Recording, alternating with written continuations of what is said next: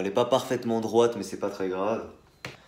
Alors, ce qui est vraiment sympa avec la slate, c'est qu'on peut justement prendre cette bague et le mettre sur n'importe quel crayon pour pouvoir l'utiliser sur la slate. Par exemple, là, moi, avec ce crayon... Non, je déconne, bon, avec ce crayon, ça marche pas, bien entendu. Hein. Est-ce que ça marche avec un critérium classique? Ouais, ça fonctionne, ouais. Ok, ça fonctionne. C'est un peu compliqué à rentrer, mais ça fonctionne. Ok, mais bon, je vais utiliser le crayon de base qu'ils nous ont donné. Du coup, j'ai connecté ma slate avec le câble fourni avec. J'ouvre l'application Imaging que j'ai téléchargée au préalable. J'ai mis la petite bague à peu près à 4 cm.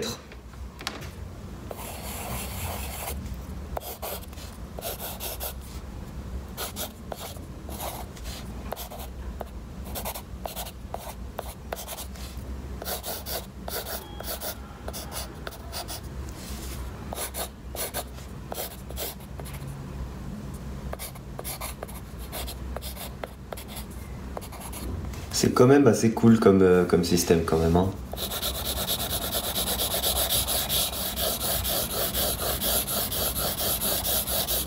Sur l'application, on peut vraiment tout changer. L'épaisseur du crayon, on peut changer si c'est un effet feutre, on peut vraiment tout changer. On peut rajouter après, bien sûr, avec la souris et le trackpad, on peut rajouter les effets qu'on veut. On peut modifier, rajouter des calques, on peut vraiment faire tout ce qu'on veut. Et une option qui est assez cool, c'est l'option replay. Ça vous permet de voir tout ce que vous avez dessiné comme une petite vidéo courte, comme ça, j'ai trouvé ça assez sympa. Voilà. Regardez, je vais vous montrer deux petits dessins que j'ai réalisés. Regardez, ça par exemple, c'est un petit dessin que j'ai réalisé grâce à la slate. Voilà la version papier, donc voilà ce qui était sur le papier. Et voilà la version numérique. Je vous montre la petite vidéo, vous allez voir, c'est assez sympa. Hein. Voilà, c'est assez cool. Cette petite option de vidéo, de remontrer en vidéo ce qu'on a dessiné. J'ai fait également ce petit dessin.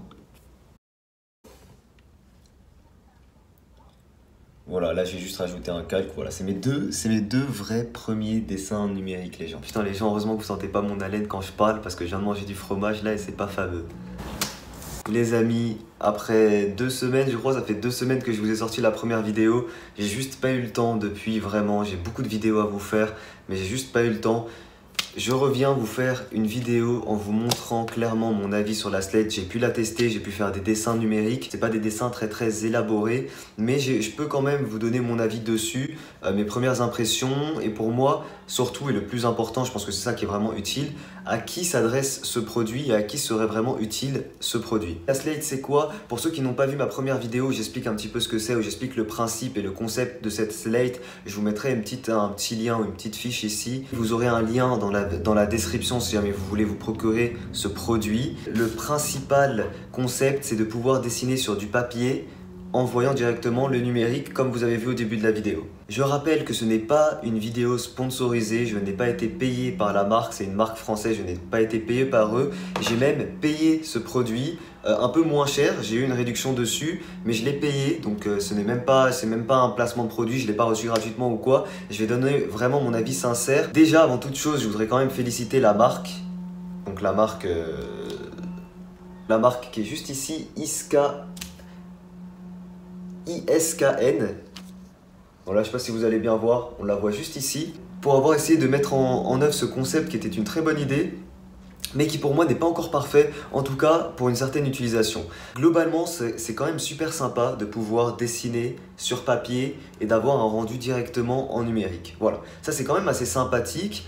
Maintenant, ça a ses limites. Du style qu'on ne peut pas faire de grosses créations. Quand je dis de grosses créations, c'est que vous n'allez pas pouvoir faire des dessins hyper élaborés. Pourquoi? Parce que malheureusement, déjà, on est très limité niveau papier. Le papier a une taille très limitée et on ne peut pas prendre un papier beaucoup plus grand parce que la taille de la slate est assez petite.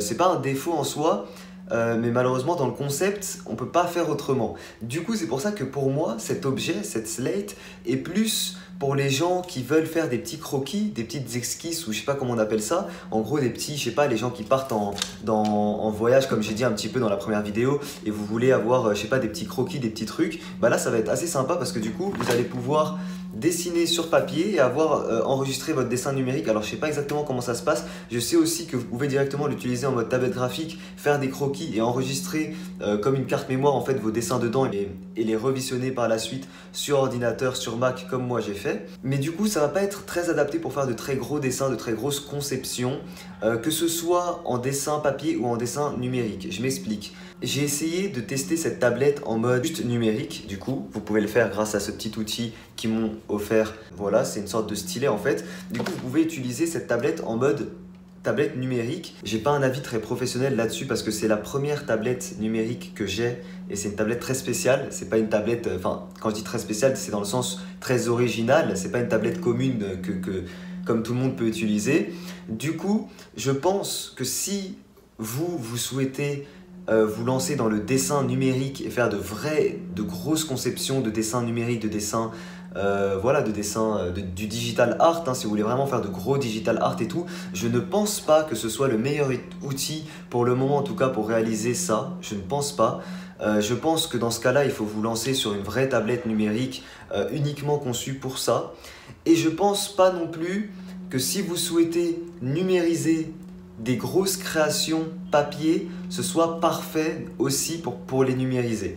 Je m'explique, je pense que le mieux pour ça, encore une fois, c'est de dessiner, faire une grosse création papier et ensuite le scanner ou quoi pour enfin aboutir à un résultat numérique. Cet outil reste très sympa comme je vous l'ai dit, surtout pour tout ce qui est croquis, esquisses, notes aussi, j'ai pas parlé de ça mais ça peut être aussi un moyen facile de prise de notes, de trucs comme ça. Je pense que c'est surtout ça qui est bien là-dessus. Je pense que surtout si vous voulez faire des croquis, des esquisses, pour ceux qui partent en voyage, en nature morte et tout, vous emportez ça avec vous, c'est très fin, c'est petit, vous avez votre petit carnet à côté et vous faites vos petits croquis et vous n'êtes pas obligé de vous encombrer avec toutes les feuilles si vous enregistrez dans la mémoire de la slate directement vos dessins. Je pense que là-dessus c'est vraiment sympa. Maintenant voilà, ça touche pas, selon moi ça touche pas un public assez grand. Maintenant elle peut avoir son utilité et j'imagine que pour certains d'entre vous ça va être vraiment très utile, mais voilà, je vous donne vraiment mon avis sincère dessus. Je m'explique aussi un petit peu plus pourquoi pour moi c'est pas parfait pour faire de grosses créations papier, tout simplement parce que, comme vous le savez, comme j'ai expliqué dans ma première vidéo,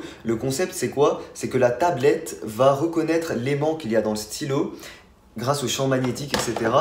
et va se mettre à écrire lorsque la distance sera suffisante. Ce qui fait que le système n'est pas parfait. La tablette ne va pas faire la différence entre certains moments où on va juste survoler la feuille et certains moments où on va vraiment appuyer. Du coup, ça va faire des traits parasites, des traits qu'on ne veut pas vraiment dans le dessin. Et ça, si vous voulez faire un vrai dessin professionnel, un dessin parfait, c'est très compliqué. Vous ne pouvez pas le faire tout simplement parce que ça va vous donner plein de traits. Il va falloir revenir à chaque fois, gommer et tout. C'est vraiment très embêtant là-dessus. C'est pour ça que je dis pour les croquis, c'est parfait. Pour réaliser un dessin perfectionniste parfait, ça va pas être possible. Autre chose les amis, lorsque vous allez dessiner des compartiments, par exemple là j'ai fait une silhouette classique, hein. Là j'ai fait une silhouette classique. Lorsque je vais dessiner au papier ça et que je vais repasser par la suite pour colorier par exemple avec l'outil de painting, quand je vais repasser par la suite, bah, ce sera pas précis au millimètre, c'est-à-dire que quand je vais colorier pour moi dans mon papier, je vais être pile dans les bonnes proportions, et bah sur le dessin numérique, ça va peut-être être un petit peu moins ou un petit peu plus. En gros, je sais pas si je me suis bien exprimé, mais ça va pas être parfait. Encore une fois, c'est un produit très sympa, très sympathique, le packaging est cool, elle est sympa et facile d'utilisation.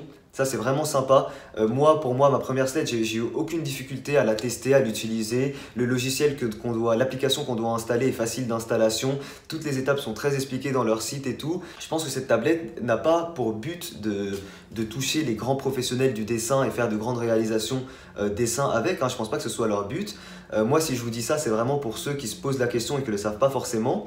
Et aussi pareil, pour ceux qui veulent vraiment se lancer dans le digital art et faire du très gros digital art, je ne pense pas que ce soit l'outil le plus adapté. Comme j'ai dit, cet outil s'adresse principalement à ceux qui veulent faire plein de petites croquis, de petits plans, de petites esquisses, de petits, je sais pas moi, de petits portraits par exemple, de petits trucs comme ça. Ça peut être vraiment très sympa. Le fait qu'on n'a pas à s'encombrer de beaucoup de feuilles, de beaucoup de crayons, de beaucoup de stylos différents, car le style on peut le changer directement sur ordinateur ou sur iPad, voire même sur téléphone. Je crois aussi qu'on peut avoir directement des résultats sur téléphone. Donc ça c'est vraiment sympa, ça peut avoir une utilisation pour certains. Je pense que je vous ai un petit peu tout dit, mon avis sur cette tablette. Encore une fois, les liens sont en description si jamais vous voulez checker leur site, si jamais vous voulez vous la procurer. N'hésitez pas à me dire, voilà. Vous m'envoyez un petit snap, je dit finalement moi j'ai décidé de l'acheter, vous me dites pourquoi. Merci en tout cas à tous d'avoir regardé la vidéo, moi je vous dis à très vite pour de prochains dessins. Ciao tout le monde.